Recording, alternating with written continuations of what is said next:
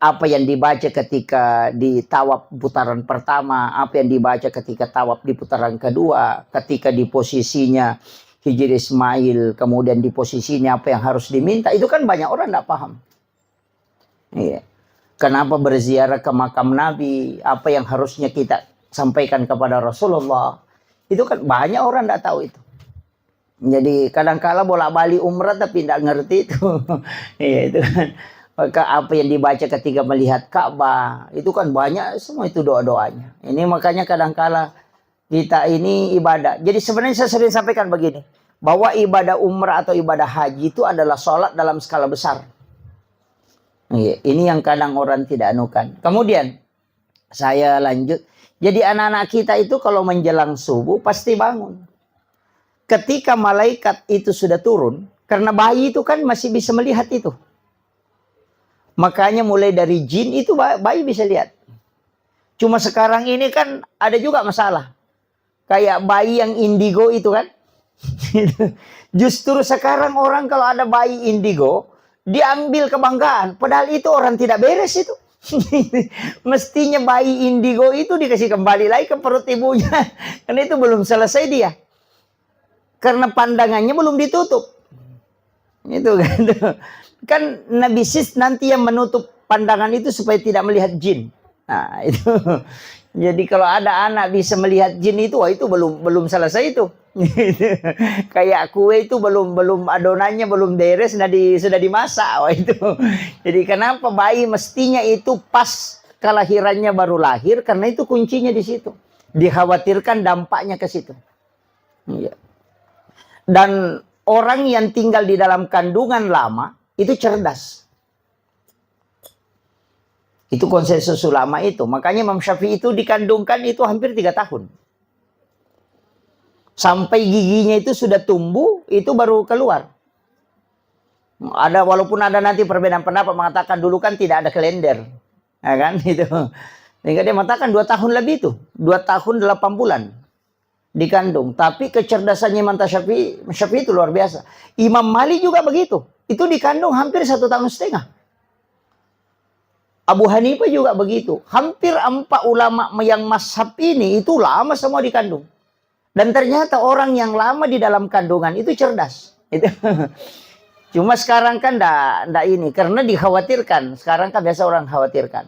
Jadi misalnya kalau ketubannya sudah pecah, itu kan bahaya. Sehingga orang kan operasi atau apa. Cuma ulama kita menyampaikan bahwa ketika ada anak lama di kandungan, itu besar kemungkinan itu kecerdasannya luar biasa. Makanya kalau ada anak mengandung lewat dari waktu yang ditetapkan dokter aman-aman tidak usah dioperasi dulu. Itu akan mempengaruhi kecerdasan. Kemudian kenapa perintah agama? Wal walidatu yuradina auladahunna haulaini kamilaini an yutimma radha liman arada an yutimma radha. Kenapa kita dianjurkan menyusui anak itu 2 tahun? Wal walidatu yuradina auladahunna haulaini kamilaini. Kenapa dianjurkan itu 2 tahun? Karena memang pergantian sel air susu ibu itu selama 2 tahun. Setiap hari itu berubah. Campuran air susu seorang ibu itu berubah setiap hari. Makanya kalau minum susu formula, itu kan formula 0 sampai 5 bulan. 5 bulan sampai 1 tahun. Bukan begitu gitu. Kalau formulasi air susu ibu itu setiap hari berubah. Di waktu asar itu berubah. Jadi campurannya air susu hari ini dengan besok, itu beda. Makanya semestinya itu tidak mengambil air susu, kemudian dia simpan, besok baru dikasih anak-anak. Mestinya itu tidak. Nah, ya, biasanya kan ada yang mengambil asinya itu kemudian dia simpan di freezer atau di ini, besok baru dia nukan. Mestinya tidak, karena percampuran air ASI ibu itu 2 tahun selalu berubah setiap hari. Makanya perintah agama itu menyusui anak 2 tahun. Itu baru sempurna betul untuk perkembangan otak. Makanya kenapa susu formula membuat anak cepat pintar. Itu seperti ayam potong. Ayam potong itu kan di-upgrade. Tapi PC-nya lemah. Nah, makanya anak-anak yang dikasih susu formula memang awalnya dilihat cerdas. Tapi nanti masuk kelas 5, masuk SMP, mulai buntu. Karena dia tidak mengikuti, otaknya tidak terformat sistematis. Dari makanannya itu. Makanya itu sebenarnya agama luar biasa, Bu. Seandainya orang paham betul itu luar biasa. Sampai kenapa agama menganjurkan 2 tahun. Nah sekarang kan susu formula 0 sampai 5. 5 sampai 1 tahun. 1 tahun sampai 1,5 tahun. Baru 2 tahun. Baru 0 sampai 3 tahun. Selesai. Itu kan hanya 4 kali berubah kan. Tapi kalau ASI itu setiap hari. Jadi itu luar biasanya. Kemudian ASI pertama itu mestinya dikasih ke anak. Yang warna kuning itu dijaga betul itu. Mestinya dikasih langsung ke anak itu. Kenapa? Karena itu yang untuk fisik. Itu antibodi luar biasa itu. Nah, itu juga yang terkoneksi dengan orang tuanya nanti. Ya, makanya kalau orang menyusui anaknya itu kan jantungnya dengan jantung anak dekat. Nah, kenapa sekarang kan banyak anak yang tidak istilahnya tidak takzim kepada kedua orang tuanya karena sudah ndak ini memang. Orang tua dulu itu anaknya kan selalu dia gendong. Sehingga jantung anak itu dekat. Sehingga anak itu kan terkoneksi itu. Nah, ini makanya ibu-ibu kalau menyusui anak ya harus digendong sebenarnya itu. Kan terpengaruh. ASI kan begitu mempengaruhi sekali. Apalagi kalau ibu-ibu makan makanan panas. Misalnya makan sayur panas, nasi panas, pasti kan pengaruhnya ke anak. Nanti itu kalau sudah menyusui, pasti putih-putih di sini. Iya, padahal ibunya tadi makan makanan panas. ASINya kan tidak panas. Tapi kenapa? Itu terpengaruh. Artinya itu pesan bahwa ucapan apapun yang dikeluarkan seorang ibu ketika dia menyusui atau sebelum menyusui itu akan masuk ke anak, tertransfer. Makanya jangan menyusui anak ketika dalam keadaan stres. Makanya kalau ibu-ibu mau nyusi anak, baca sholawat lah. Atau bunyikan Al-Quran, biar di HP saja, di Android. Baca sholawat, kemudian zikir, itu paling bagus. Karena itu tertransfer nanti masuk ke anak. Karena itu kan sesuatu yang dibacakan zikir itu pasti tenang. Apalagi kalau sholawat. Makanya anak-anak itu bacakan sholawat. Jadi kalau kasih menyusui anak itu sholawatan, insya Allah. Itu anak itu akan sabar. Iya. Jangan menyusui anak kalau dalam keadaan emosi. Itu fatal itu. Itu nanti anak-anak tidak mau mendengar. Larinya ke situ. Jadi tidak usah kita jauh. Tidak usah bilang doa apa. Itu saja. Makanan panas yang dia makan. Nanti kalau anaknya menyusui. Itu pasti itu putih dia nunya. Terkupas-kupas itu di langit-langitnya. Itu karena sudah makanan panas. Padahal itu kan sudah dingin. Karena sudah dia makan. Tuh. Apalagi lari ke ASI. Kan kalau kita secara logika. Ilmiah ini kan tidak, tapi itu ada koneksinya ke situ. Bahwa orang yang bersikir, kalbunya tenang, selnya dalam tubuhnya itu mengalir dengan penuh keberkahan, dan itu yang diambil oleh anak, maka hidupnya akan berkah dan darah yang mengalir dalam tubuhnya itu dipenuhi dengan berkah sholawat. Itu luar biasa. Nah, makanya itu aja kuncinya. Jangan terlambat, misalnya anak-anak dia kan di sholawat itu insya Allah. Kemudian, saya tadi mengatakan, setiap mau masuk subuh pasti bangun. Karena itu dibangunkan malaikat. Makanya anak-anak itu ngomong sendiri. Bayi itu kalau jam-jam 4 subuh itu ngomong sendiri tuh. Karena itu sebenarnya karena dia kayak ulama kita mengatakan dia bicara itu sama malaikat. Makanya kalau ibu-ibu bisa perhatikan. Anak yang tidak punya bahasa, anak kecil, ketika main sama anak kecil itu baku paham. Iya, padahal tidak ada ngomong kan? Tapi mengerti lah, oh ini minta itu bahasanya dia. Kalau kita bilang apa nama masuk ini? Iya, jadi kan begitu. Bahkan bayi itu kan begitu, Pak, karena masih sucinya, sehingga itu masih tembus. Makanya Rasulullah itu mengatakan kan siapa yang ingin mencium bau surga, maka cium bayi. Karena Rasulullah itu pernah masuk surga, jalan-jalan di dalam surga, sehingga dia tahu betul baunya surga. Makanya Rasulullah mengatakan, kalau mau Anda tahu baunya surga, itu ada di dunia. Cium bayi, persis itu baunya surga. Makanya bau bayi itu satu macam. Bayi kemanapun, orang bule, orang apa, semua baunya sama. Ketika bayi, nanti ketika makanannya mulai berubah, baru baunya mulai berubah. Itu surga itu kata Nabi. Makanya kalau mencium bayi itu, mulai dari kanan. Kita berdoa itu. Kadang kita cium bayi itu, sembarang aja. Padahal itu kan doa. Ya Allah, pertemukanlah kami dengan bau ini kelak di hari kemudian. Iya kan, itu kan didoakan itu. Pengambil berkahnya itu kan dari bayi itu luar biasa, Pak Bu. Kemudian tadi itu bangun. Kalau ada bayi, ini penting saya sampaikan. Kalau ada bayi tidak bangun menjelang jam 4, kasih bangun nih. Kalau ada anak kecil tidak bangun itu sekitar jam 3 lewat, kasih bangun nih. Karena nanti itu lambat. Nanti ada keterbelakangan mental itu. Kasih bangun itu di waktu itu. Nah, jangan ibunya bilang, "Woi bagus saya anakku tidak bangun." Kalau apa bagus itu nanti jadi masalah itu. Jadi kasih bangun itu, bangunkan. Ya. Jadi itu sebenarnya Bu, istilahnya kalau dalam agama kan itu aturan-aturannya. Sama dengan tadi akikah, di kulitnya itu diambil, dibungkuskan tulangnya, kemudian ditanam supaya anak kita tidak kena penyakit kulit. Kemudian tulangnya jangan dipatahkan supaya nanti kalau anak-anak kita tidak patah tulangnya hingga dia meninggal. Kemudian masak dengan masakan dengan bumbu yang manis supaya anak-anak kita tidak dibenci sama orang. Ya, itu. Kemudian ini juga hindari anak-anak dari cicak, Bu. Itu juga bahaya. Kalau biasakan kalau ada cicak itu di kamar, usahakan apalagi kalau anak kecil. Usahakan sedapat mungkin itu cicak dihindari. Karena di dalam cicak itu ada jin namanya Ummi Sibyan. Itu jin perempuan yang bisa membunuh janin dalam kandungan. Dari dulu itu ada. Makanya Nabi itu kenapa sunnahkan membunuh cicak. Sampai bahwa siapa yang membunuh cicak dengan satu kali memukul itu kan 150 hasanat. Jadi pahalanya itu 150 dengan satu kali memukul. Kalau 2 kali dipukul baru mati itu kan turun menjadi 100 hasanat. Kenapa turun pahalanya? Semakin sering dipukul baru mati turun pahalanya. Karena itu menyiksa namanya. Ya, makanya dibolehkan untuk dibunuh tapi tidak dibolehkan untuk disiksa. Nah, makanya kalau cicak ya satu kali bunuh. Makanya kalau cicak itu hindari. Karena itu ada jin di situ. Itu yang biasanya biru-biru badannya anak-anak.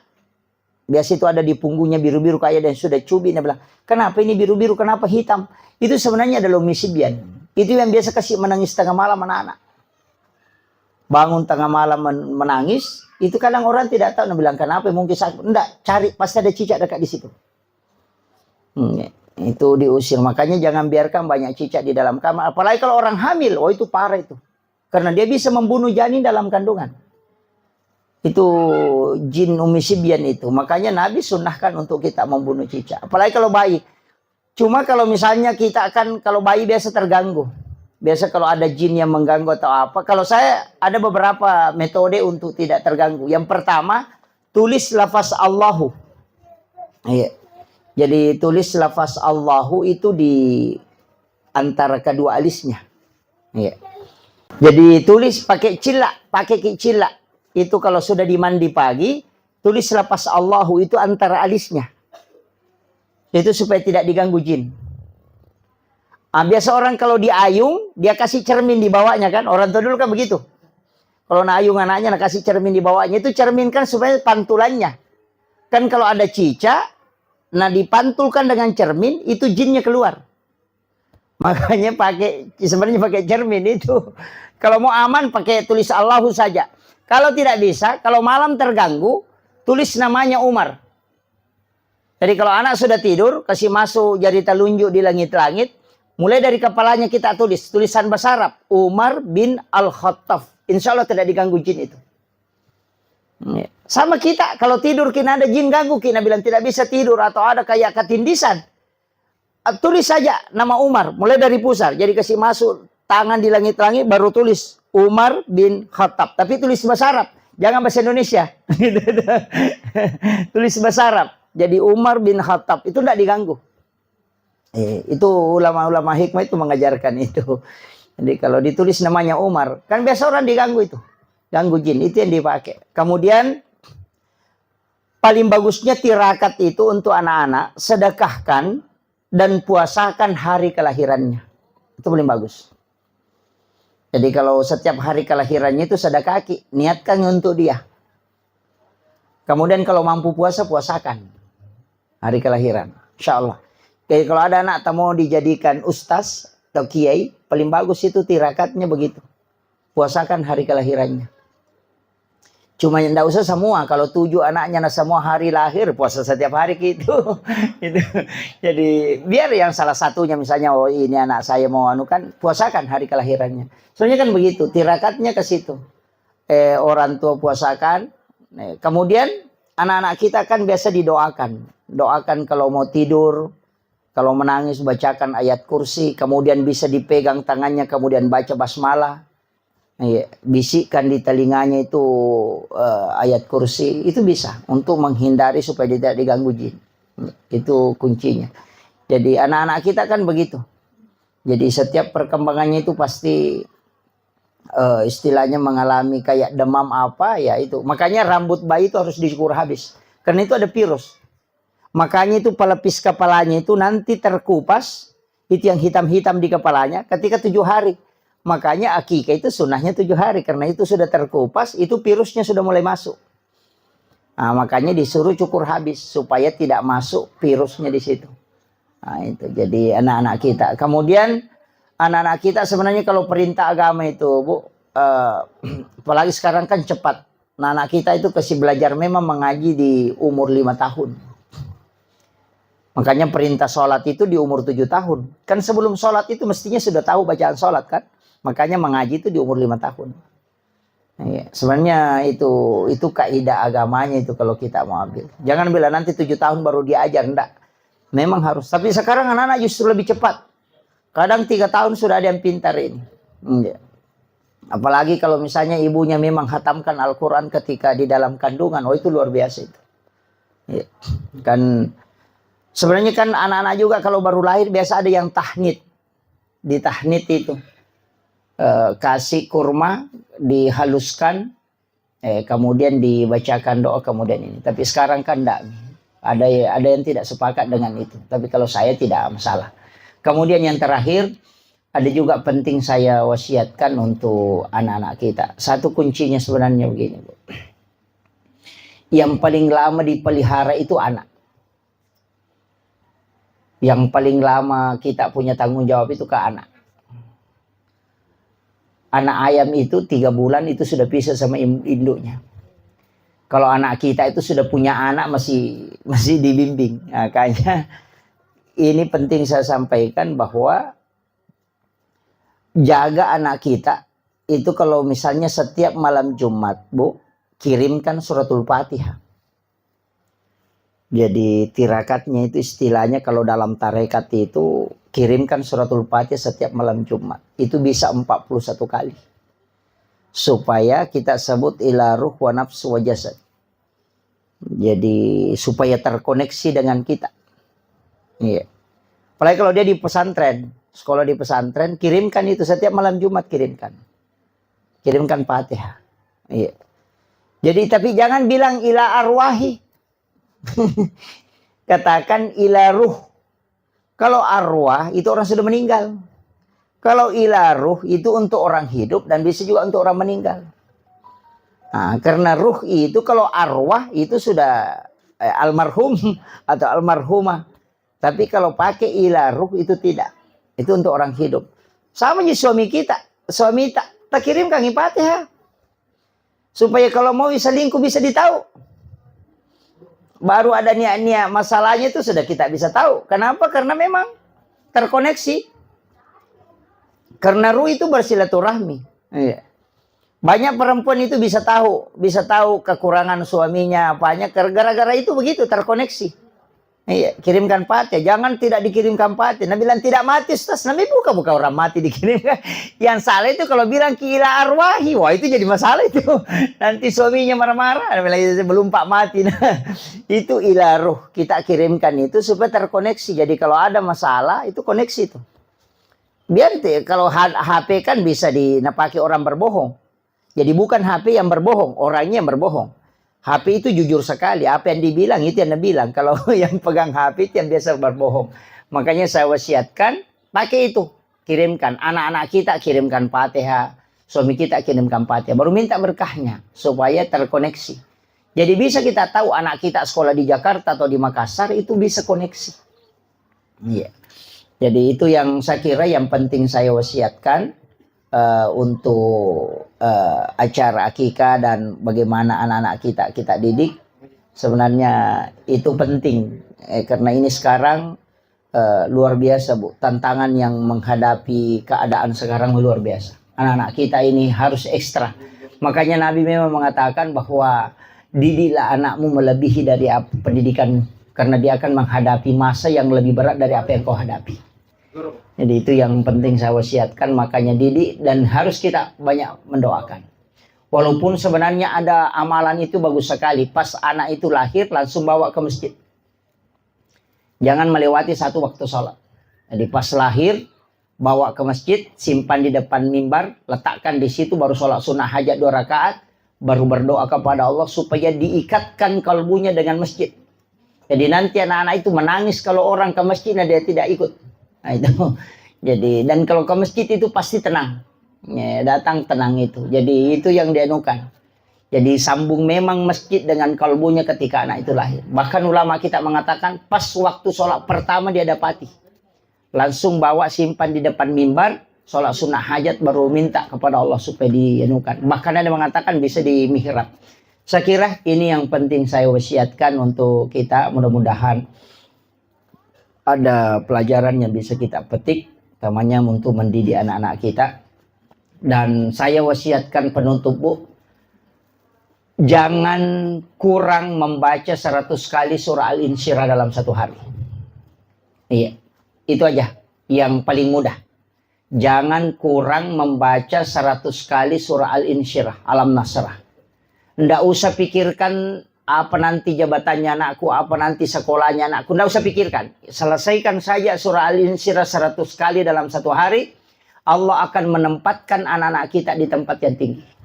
Nggak usah pikirkan ada nanti pekerjaannya di mana nanti. Nggak usah pikirkan itu. Ini saja selesaikan Al-Insyirah 100 kali dalam sehari. Insya Allah anak-anakmu ditempatkan di tempat yang tinggi. Iya. Maka dia guru tadi nanti nak guru bija-bija mutanya rupu mujajian. Yang penting bisa cukup. Dicicil bisa Bu. 20 setiap selesai sholat fardu. Kan 100 gitu. Cicil aja. 20. Jadi surah Al-Insyirah itu. Alam Nasrah. Itu dilakukan. Tapi jangan kurang 100. Ke minimal 100. Insya Allah anak-anak kita itu ada saja jalurnya itu. Nggak usah khawatir bilang anu begini-begini. Nggak. Nanti Allah tempatkan khusus. Dia kasih kedudukan khusus. Itu untuk orang tuanya. Itu amalan yang paling gampang sebenarnya, tapi susah juga. Karena harus rutin, ya, istiqomah. Dan itu juga untuk kita, bukan anak saja kita. Keluarga, suami itu dijaga. Ya, karena itu surah hadiah memang kepada Rasulullah. Siapa yang membacanya, maka Allah akan mengangkat derajatnya bersama dengan para keluarganya. Jadi kalau mau dijaga kehidupan dunianya, dan juga ukhrawinya, kemudian imannya, maka amalkan ini surah Al-Insyirah. Itu yang wasiat saya yang paling mudah Bu. Kalau itu mau tidak bisa dilakukan, tidak tahu bilang apa. Saya kira cukup sekian. Akhirul kalam. Allahul muwaffiq ila aqwamit thariq. Nasrun minallahi wa fathun qarib wa basyiril mu'minin. Assalamualaikum warahmatullahi wabarakatuh.